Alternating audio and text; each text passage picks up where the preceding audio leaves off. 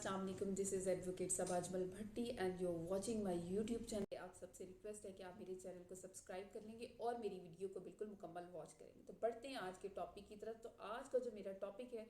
जिसमें मैं आपको ये बताऊंगी कि अगर आपका चेक जो है वो डिसऑनर हो जाता है, तो जो शख्स जिसने आपको ये चेक जारी किया था किसी ऑब्लिगेशन को पूरा करने के लिए, कि यानी कि वो कोई कर्ज था उसने आपसे लिया था या कोई जिम्मेदारी की अदायगी की बाबत उसने आपको एक चेक जारी किया था और अब वो चेक डिसऑनर हो गया, तो उसमें आप क्या एहतियाती तदाबीर अपना सकते हैं और उस शख्स के खिलाफ आप कार्रवाई कैसे कर सकते हैं। तो सबसे पहली एहतियाती तदाबीर जो आपको देखनी पड़ेगी वो ये है कि जब चेक जारी हो तो आपने उस पर ये देखना है कि वो शख्स आपकी प्रेजेंस में वो चेक जारी करे।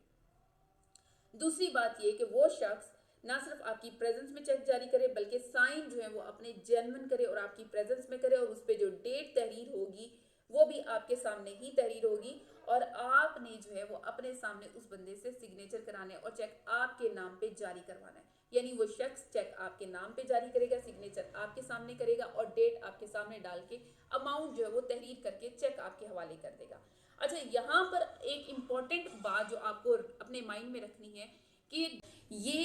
कि चेक जो है वो आपको ये कोशिश करनी है कि वो साइन जेन्युइन हो, उस पर कोई ओवर राइटिंग या कटिंग ना की गई हो, ये चेक की बैक पे कोई ऐसी तहरीर ना दर्ज की गई हो कि ये चेक जो है बतौर गारंटी दिया जा रहा है। ये तमाम चीज़ें जो है आपने जब चेक जारी हो रहा होता है तो आपने मद्देनज़र रखनी है, क्योंकि बाद में ये चीज़ें आपके लिए कॉम्प्लेक्सिटी जो है वो पैदा कर सकती हैं।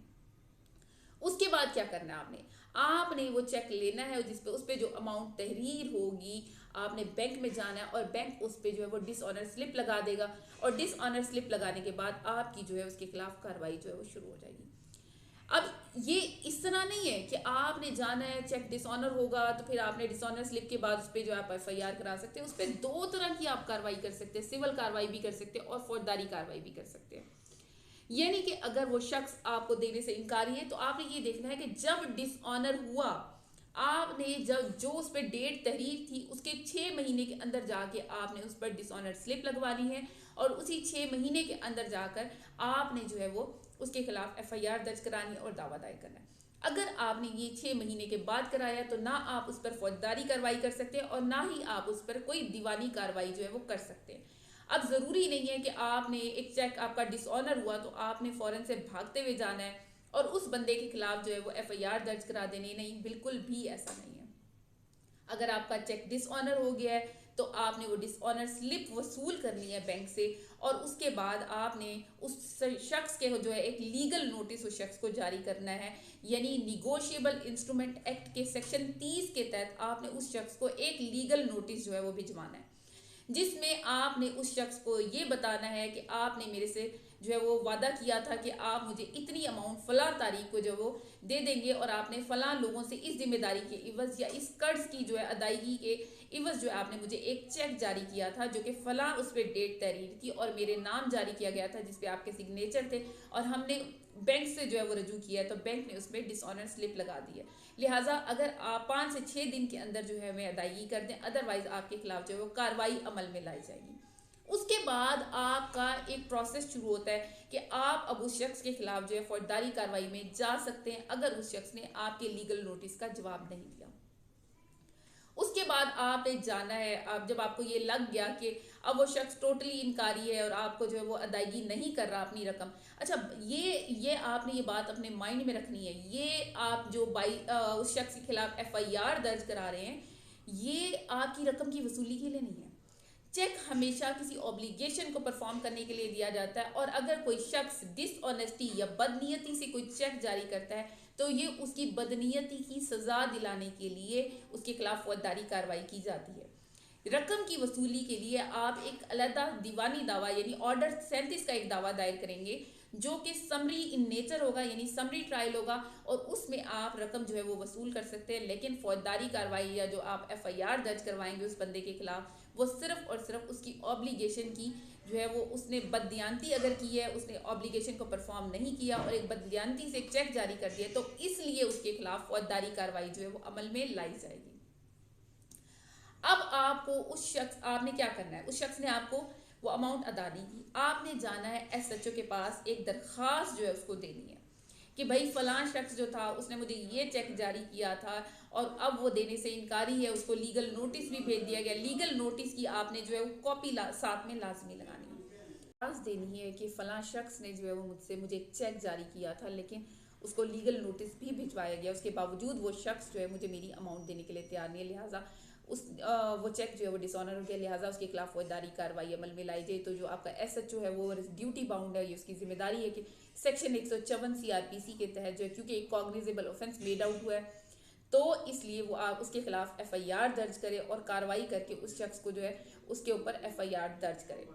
अगर वो ऐसा नहीं करता तो आप उसके सुपीरियर ऑफिसर यानी कि एसपी या फिर एसएसपी को भी जो है दरखास्त दे सकते हैं, लेकिन आजकल जो है एसपी कंप्लेंट सेल जो है उसको दरखास्त दी जा रही है, तो आप अपनी दरखास्त जो है एसपी कंप्लेंट को देंगे। अगर वो भी इस पर कार्रवाई नहीं करता तो आप वकील से जो है वो रजू करेंगे और आपका वकील जो है वो 22A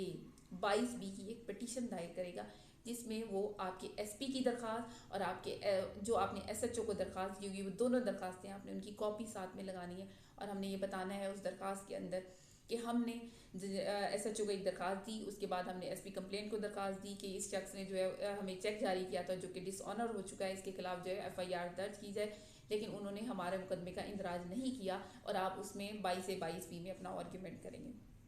जब आप उसमें आर्ग्यूमेंट करेंगे तो आर्ग्यूमेंट सुनने के बाद जज साहब अगर उन्हें ये लगता है कि आपके साथ वाकई ज्यादती हुई है और शख्स ने आपको जो है वो चेक जारी किया था, आपसे कर्ज लेके या एक ड्यूटी की जो है वो जिम्मेदारी की अदायगी के लिए उसने चेक जारी किया था, लेकिन अब वो देने से इनकारी है, तो उसके खिलाफ एफआईआर दर्ज करने का ऑर्डर जो है वो जारी कर देते हैं। लेकिन ज़रूरी नहीं है कि उस शख्स के खिलाफ वो एफआईआर का ऑर्डर जारी करे। बाज़ ऐसी सिचुएशन भी हो सकती हैं जिसमें जज साहब जो है उसके खिलाफ जो है वो एफआईआर का ऑर्डर जारी नहीं करेंगे, जैसे कि चेक जो है वो चोरी हो चुका है या फिर वो शख्स जो है वो पेमेंट रिसीव कर चुका है या वो शख्स जो है वो ब्लैकमेल करने के लिए तमाम तर कार्रवाई कर रहा है या वो शख्स जो है अब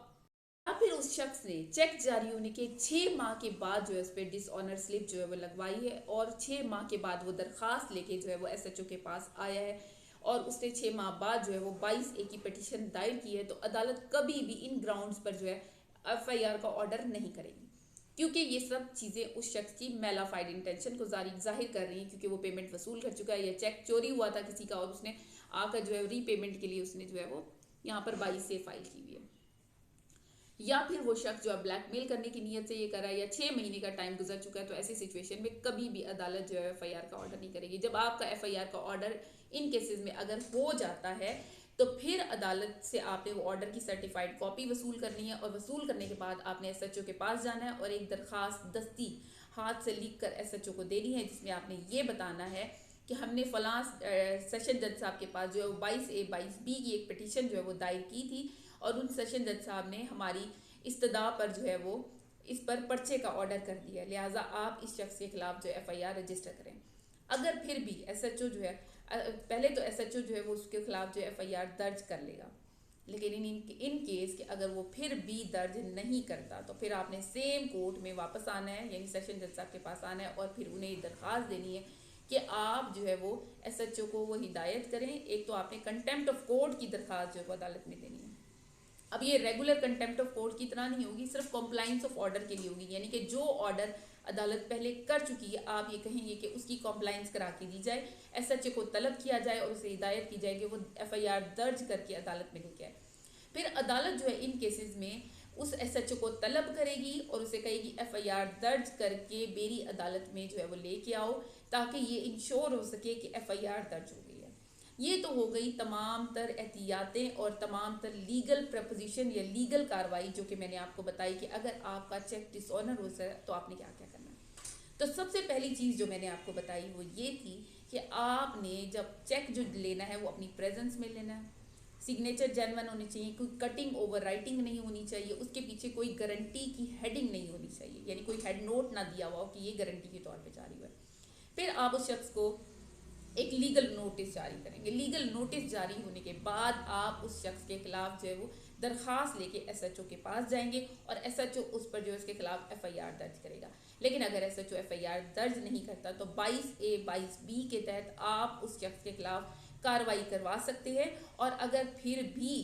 जो है वो उसके कॉम्प्लाइंस ऑर्डर हो जाने के बाद भी एसएचओ ना करे तो फिर आप जो है वो कंटेम्प्ट ऑफ कोर्ट जो है वो दायर करेंगे सेम अदालत के अंदर, और अदालत जो है आपको एफआईआर दर्ज करा के जो है वो देगी। तो ये हो गया हमारा आज का टॉपिक। इससे रिलेटेड मजीद वीडियोस देखने के लिए आप मेरे चैनल को सब्सक्राइब कर लेंगे। ये तो हो गई लीगल टॉक।